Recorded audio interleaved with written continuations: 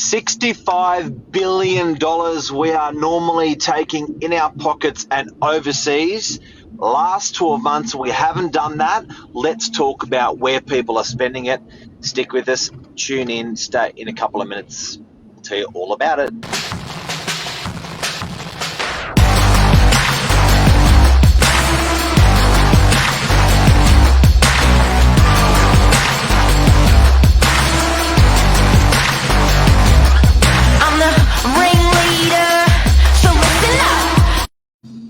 Good morning, everyone. Welcome to Morning Minutes, episode 376.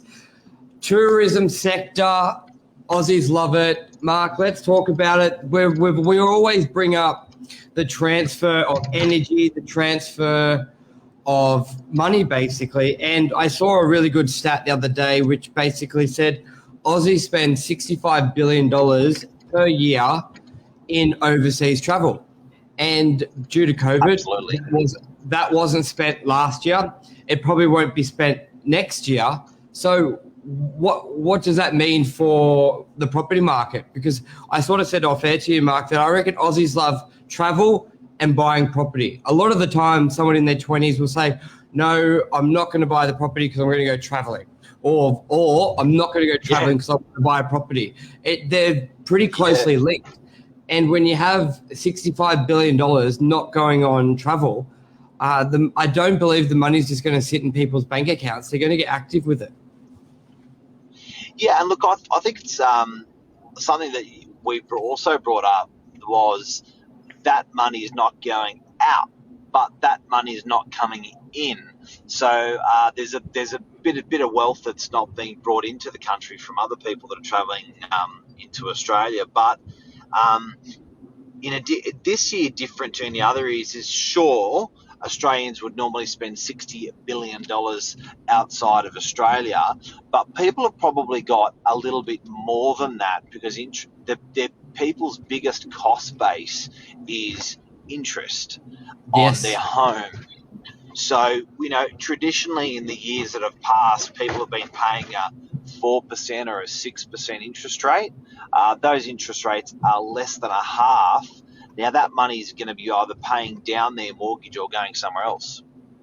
Yeah, and I'll just bring up this graph here because this was the post, came from Statistica. So it's a really good website. Basically, where is it? I'll bring up in the bigger image.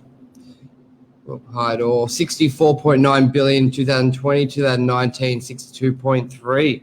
So you're exactly right. You've got the living expenses lower, interest rates, which is, as you said, people's biggest one, but also not being able to do that travel. Now, the figures of the inbound tourism sector was about 60 billion, which obviously we won't be getting, basically, with people not being able to travel in. I know you made mention of a yogurt shop in Manly. 8 stores closed down, which is a business that would be heavily based on the tourism walking through the Corso. So there's going to be a bit of a hit there, but where it sort of takes away, you normally see a positive somewhere else. But I reckon the domestic travel is going to be huge this year, Mark, and the next year.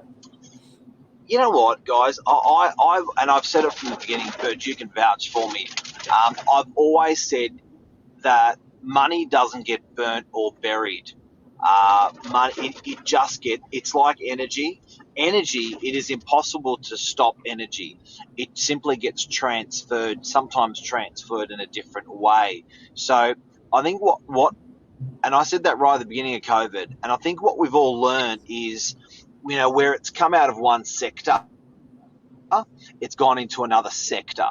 So, when it just doesn't, people keep thinking if there's loss of jobs in one sector, that's terrible news, but people have to realise that there's gaining of jobs in other sectors.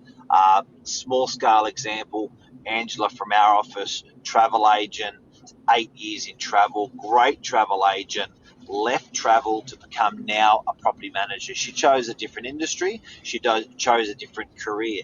That's happening a lot very quickly. And the same thing's happening with the money, buddy. Yeah, it's 100% right. So I think, is there is there something agents should be doing? I'm trying to think. I think what we've said previously, Australia's become, once the overseas travel comes back in, I think we're going to be at the top of a lot of people's lists to immigrate back into Australia, with how we've handled our economy through COVID, and also just being that island and the way of life. I reckon we're going to be at the top of a lot of people's lists. So I think the travel will be pretty extensive in maybe 2022. And I think we could be double dipping. I reckon we could be double dipping, because what I think will probably happen is people are going to opt to come to this lucky country more than any country on the back of our performance in the last 12 months. We've looked pretty good. And then relating all this back to property, and how does all this relate back to property? Well, I think people paying down, there's that money that's not being spent offshore. Some people are ploughing into their mortgages or renovations, adding value. In addition, the interest rate that people are saving money on is being plugged straight back into mortgages. I do know, and we're probably biased, but I do know that people are finding it very hard to spend their money. On the back of we can't travel and we can't get stuff. Like, even if you talk about people in the car business, they can't get stock. Anyone who's looking to buy a car, it's hard to get the stock. You used to be able to grab the car that you wanted. Now you got to sort of pay. There's no negotiation on price for the car that you wanted, used or second hand. So, I think it's hard for people to spend that money. So it's sometimes just gravitating into people's mortgages and into people's home renovations. And that's a bloody good thing for the country. It is. Anything else you want to add on to this one? I think we covered a bit for the. Yeah. Anything else you want to add? Bit of a quick one. I'm excited. Look, guys, it really is an observation. Take what you want from it, but I guess we just looked at it and thought, shit, that's a big story. Like $65 billion of spend by Australians offshore is just next level. What does that actually mean to us? And the next thing we thought of was, you just break up a bit. And how does that translate into the property world with that money going out, money going in? And it's interesting what we're seeing. But definitely the property market the next 12 months is looking really, really rosy. I think even 24 months, and I'll say it again, that international tree change and the sea change of people coming into Australia is going to be absolutely fantastic for our property market. Yeah, and that's key. It's our observation, because when the market's going up, you constantly get people saying it can't continue, it's going to pop, the bubble's going to burst. But when you sort of break down the economic factors, and you can sort of say, well, the market's going up very nicely, because we normally spend $65 billion in overseas travel. That's not happening, so people will be saving a bit, buying an extra investment property. So it's a very true growth. It's not artificial, is the main thing there. Well, I was talking to the barber yesterday about that true growth, and the question that he asked me was, how much are you seeing with offshore money buying property? And I was like, none. None, goes, yeah. What do you like? None. And he goes, what do you mean? He said, and I said, all right, look, let me be generous. Maybe I don't know. Maybe we're not in that core area. Maybe it's happening without us knowing. I said, say, 10%. But you looked at building companies like Meriton. They built off the back of money coming in from overseas, and we've actually been an organic market.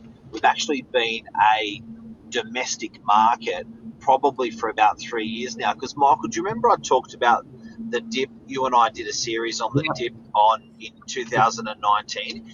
Yep. Guess what else happened in that dip? What? Stamp duty was quadrupled for international purchases. Good point. Yes. Yeah. So there was after the Royal Commission. Yeah.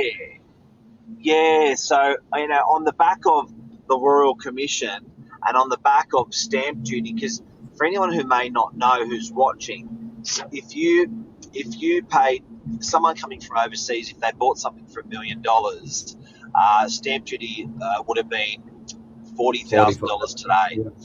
Yeah. Now the government is timesing that by 4. So those guys are paying, I think it's between 120 to 160K on stamp duty to buy the same property. So that really killed a lot of overseas investment into our country, the sheer amount of stamp duty that has to be paid. So I think the nice thing is the government's got the ability to turn that, to tweak that now, that when international domestic travel starts coming inwards, they may say, okay, we're going to let these guys invest in the country on a regular stamp duty. Well, good. Because they have to pay 4 times. Well, it's good you mentioned that because Tony just made a great comment. It's true. You have some 200K Australian passport holders in Hong Kong getting out because of political situation. So get ready for 2022. And that's exactly right, Mark, where you could be having in 2022, a lot of people coming from Hong Kong to buy here.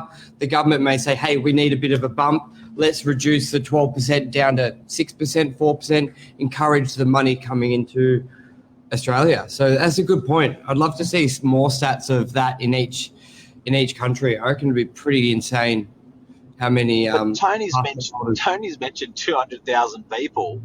You only need one of them to spend $1 million on our property market, or 1,000 of them, or 20,000 of them.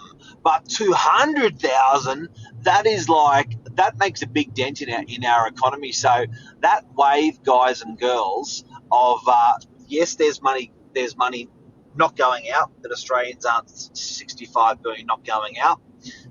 When that does start going out, I think there's going to be more coming in than we think, really. And I'm talking big numbers now, big numbers. Big numbers.